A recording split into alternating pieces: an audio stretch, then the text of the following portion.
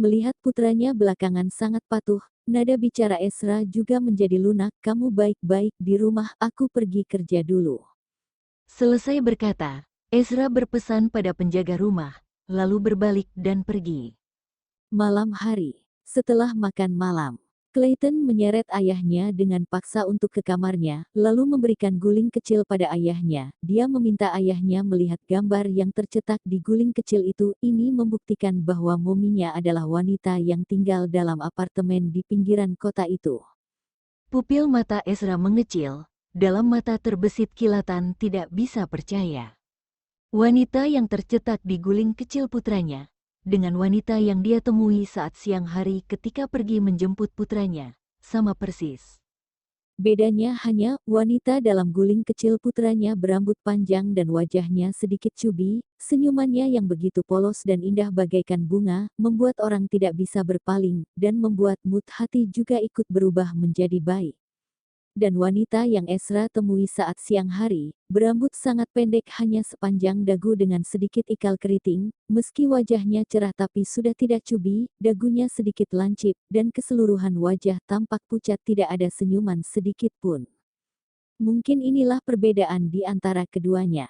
Clayton memberikan catatan yang telah dia siapkan sejak awal pada Ezra. Di atasnya tertulis, Bibi adalah momiku. Jika Dedi tidak percaya, boleh meminta Bibi melakukan tes DNA denganku. Demi membuktikan kepada Dedi bahwa Bibi adalah mominya, Clayton saat sore hari mencari di internet bagaimana membuktikan bahwa keduanya adalah hubungan ibu anak. Jawaban di internet sebagian besar adalah disarankan pergi ke rumah sakit untuk melakukan tes DNA. Demi aman, Clayton juga mengirim pesan WeChat kepada paman ketiganya, dan jawaban paman ketiga juga berkata melakukan tes DNA. Paman ketiga juga bertanya padanya untuk apa menanyakan ini. Tapi Clayton tidak mengatakan yang sejujurnya kepada paman ketiga, hanya memberi alasan secara asal-asalan.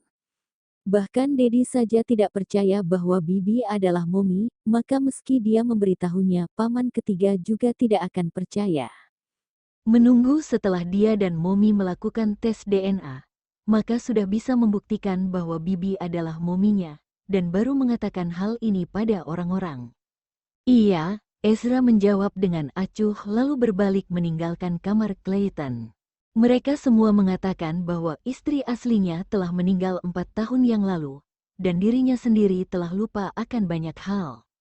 Perlahan-lahan jika tidak ada yang mengungkit tentang istrinya kepadanya, Ezra sama sekali tidak akan ingat bahwa dirinya pernah punya istri, bahkan Ezra juga tidak tahu dari mana asal putranya. Ezra pergi ke ruang baca, ini adalah area terlarang pribadinya.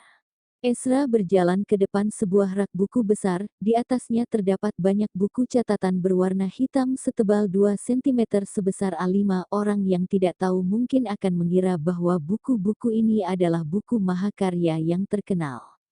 Meski demikian, dalam buku-buku catatan ini, tertulis semua kenangan Ezra selama 3 tahun belakangan ini.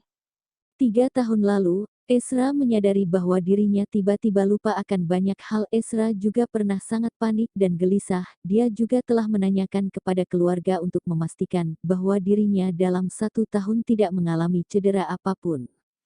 Dalam kurun waktu itu, Ezra telah mencari hampir semua dokter otak terkenal di dalam dan luar negeri, namun semuanya tidak bisa menemukan apa yang salah. Karena pada saat itu telah banyak lupa akan hal masa lalu, dan hanya bisa mengingat hal-hal yang terjadi dalam jangka pendek, maka itu dokter tidak bisa menanyakan Ezra tentang pengalaman masa lalunya, tidak bisa menentukan apa kondisi penyakitnya. Hal-hal masa lalunya sangat banyak dan anggota keluarga Okto tidak mengetahuinya. Dokter bertanya pada anggota keluarga Okto, tapi Ezra tidak tahu apa yang dibicarakan dokter dengan anggota keluarga Okto. Kemudian, Ezra tahu bahwa dirinya bukan menderita penyakit yang mematikan, tidak ada masalah kesehatan lain selain tidak bisa mengingat hal-hal yang sudah terjadi lama, dan ini menjadi beban pikiran baginya. Karena tiba-tiba muncul keadaan seperti ini, Ezra dengan inisiatif sendiri mengajukan agar dipindahkan dari Wolves Special Forces, tapi satu-satunya permintaannya adalah si ajudan, bawahan terpercayanya juga ikut pindah bersamanya. Dalam bekerja, ajudan adalah gudang ingatannya. Ajudan membantunya mengingatkan banyak hal.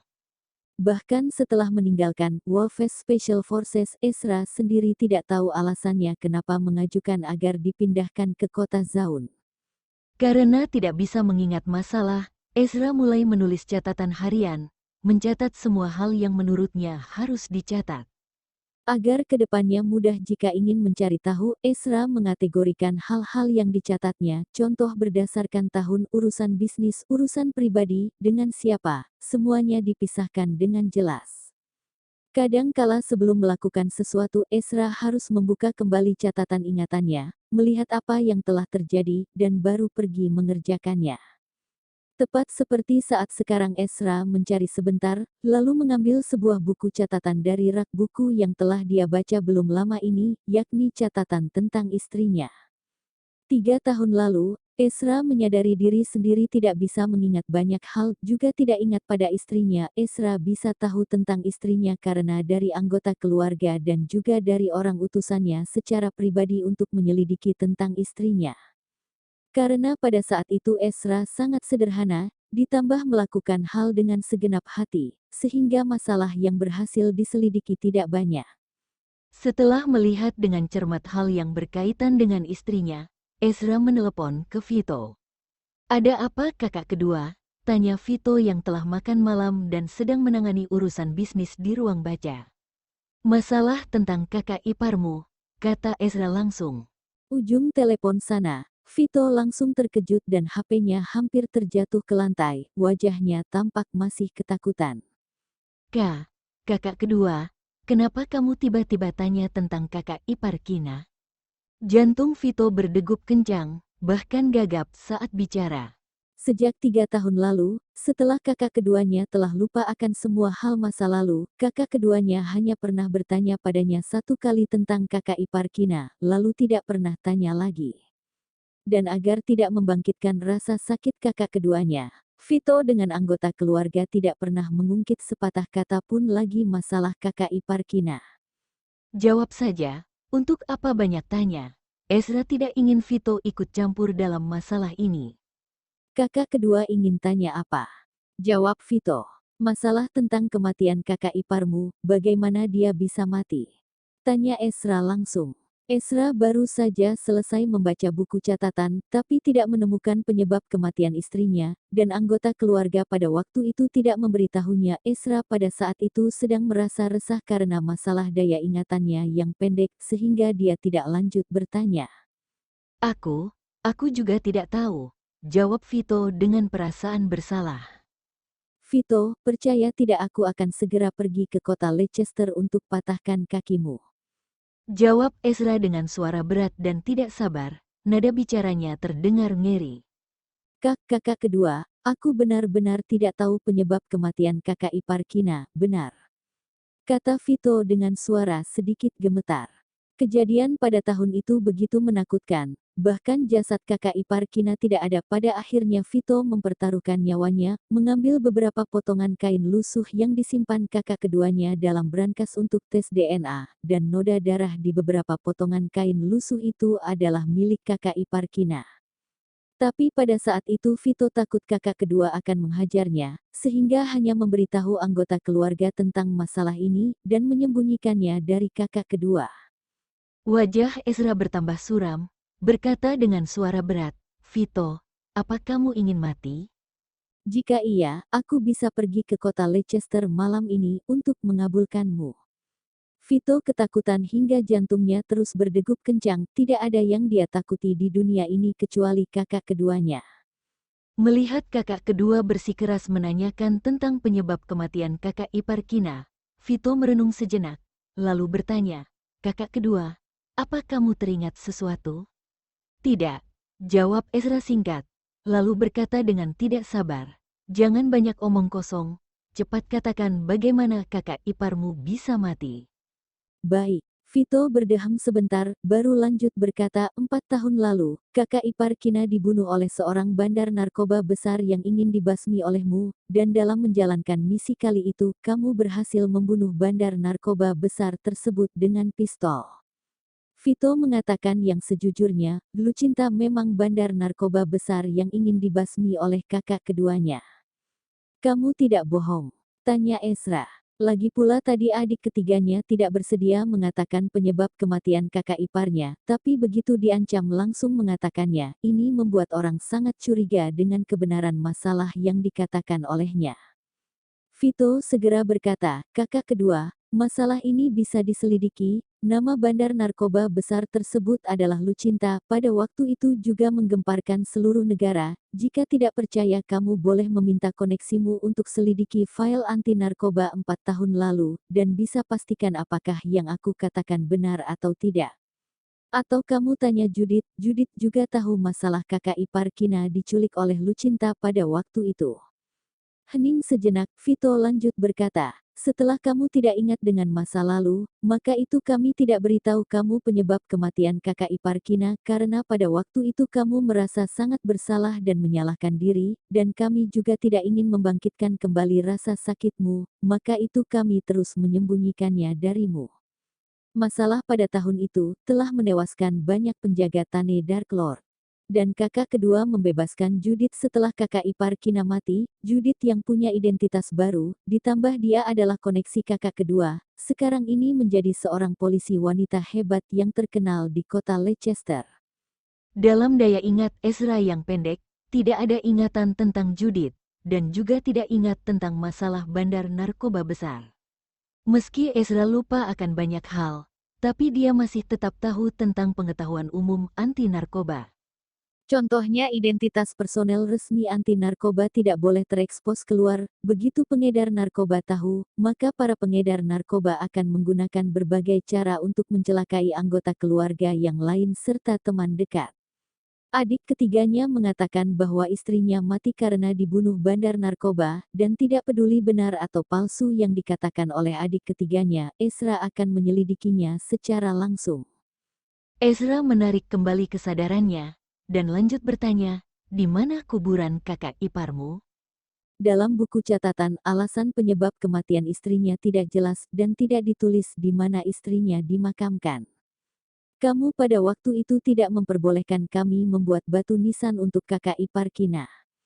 Kata Vito dengan hati-hati pada waktu itu, kakak ipar Kina diledakkan dengan bahan peledak hingga tidak ada tulang yang tersisa, tetapi kakak keduanya tidak bisa menerima kenyataan dan bersikeras bahwa kakak ipar Kina masih hidup.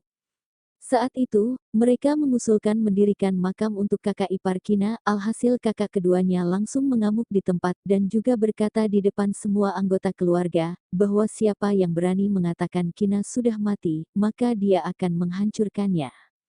Oleh karena itu, mereka tidak berani mengungkit masalah kakak ipar Kina lagi. Kenapa tidak boleh? Kalau begitu di mana jasadnya sekarang? Tanya Ezra lagi. Pokoknya kamu tidak memperbolehkan kami membuat batu nisan untuk kakak ipar Kina, dan kamu tidak beritahu kami alasan kenapa, aku juga tidak tahu. Kata Vito bohong. Bisakah kakak kedua jangan lanjut tanya lagi. Vito, kamu sedang coba tipu aku. Suara Ezra semakin dingin, nada bicara penuh dengan tanda bahaya. Kakak kedua, kata Vito dengan wajah merasa tersulitkan, suasana hatinya menjadi sedikit berat tapi demi keselamatan diri, Vito hanya bisa berkata dengan jujur. Kematian kakak ipar Kina pada waktu itu sedikit mengenaskan, tidak ada jasad yang tersisa, dan kamu bersikeras menganggap bahwa kakak ipar Kina masih hidup. Maka itu, ada apa dengan kakak keduanya malam ini? Kenapa terus menanyakannya hingga ke akar-akar masalah kakak ipar Kina? Ezra kembali hening sesaat lalu memberi perintah cepat kirimkan foto kakak ipar Kina padaku. Kakak kedua, apa kamu teringat sesuatu masalah dulu? Tanya Vito, semakin memikirkannya, semakin merasa sangat curiga. Tapi Vito tidak berharap kakak keduanya teringat dengan masalah dulu, jika bukan karena keponakan kecilnya, kematian kakak ipar Kina pada waktu itu, membuat kakak kedua ingin menyusulnya. Sekarang ini kakak keduanya tidak ingat akan banyak hal dan hanya bisa ingat kejadian dalam kurun waktu pendek, menunggu setelah waktu berlalu maka sudah akan lupa. Tapi meski demikian, Vito juga tetap berharap kakak keduanya tidak ingat dengan masalah dulu, tidak ingat dengan kakak ipar Kina, yang akan membuatnya hidup dalam penderitaan. Tidak. Setelah menyangkal, Ezra mematikan telepon. Tidak berapa lama kemudian, terdengar bunyi pemberitahuan pesan. Ezra membuka pesan tersebut, ternyata benar wanita yang ada di guling putranya, juga berambut panjang. Dalam foto wanita itu tersenyum tanpa memperlihatkan gigi, sangat cantik dan imut. Bentuknya terlihat seperti di bawah 20 tahun, tapi Ezra tahu, saat mereka menikah usia istrinya sudah 23 tahun, di usia 24 tahun melahirkan anak, dan meninggal saat usia putra mereka belum genap 1 tahun. Ezra menyimpan HP-nya, dan mengambil sebuah buku catatan ingatan yang mulai ditulis olehnya pada 3 tahun lalu saat tiba di kota Zaun. Harus diketahui, pada waktu datang ke kota Zaun, Ezra tidak membawa apapun selain putra dan uangnya. Semua barang di rumah ini, termasuk penjaga rumah dan pelayan, semuanya dibeli dan dipekerjakan ulang. Karena tahu tidak bisa menemukan benda apapun yang berkaitan dengan 4 tahun lalu dalam villa ini, termasuk apapun tentang istrinya, Ezra menelepon ke beberapa nomor, meminta orang untuk mengecek penyebab kematian istrinya. Setelah selesai memberi perintah, Ezra duduk di kursi kantor. Melihat punggung tangan kanannya, Ezra mengingat bahwa siang hari ini dirinya ditepuk oleh wanita itu. Tetapi Ezra sebaliknya tidak ada reaksi alergi. Mereka berkata bahwa hubungan dia dengan istrinya sangat baik, dan istrinya juga yang melahirkan Clayton. Kalau begitu ini sangat cukup untuk membuktikan bahwa, meski Ezra alergi terhadap semua wanita, tapi tidak termasuk istrinya, dia bisa kontak secara intim dengan istrinya. Dan wanita pada siang hari itu, adik ketiganya berkata bahwa jasad istrinya pada waktu itu tidak ada, tidak bisa menemukan jasad istrinya, maka tidak bisa membuktikan bahwa istrinya telah mati. Jika istrinya pada waktu itu tidak mati, paras wanita ini sangat mirip dengan istrinya, dan Ezra sendiri sama sekali tidak alergi terhadapnya. Tapi jika wanita itu adalah istrinya, lalu kenapa tidak pulang ke keluarga Okto, bahkan tidak ada memberi informasi selama 4 tahun belakangan ini, dan juga laki-laki yang tinggal satu atap dengan wanita itu, apa hubungan mereka? Muncul sejumlah pertanyaan dalam benak Ezra. Lalu, Ezra kembali menelepon meminta orang untuk menyelidiki identitas sebenarnya wanita itu dengan si dokter, beserta apa hubungan antara keduanya.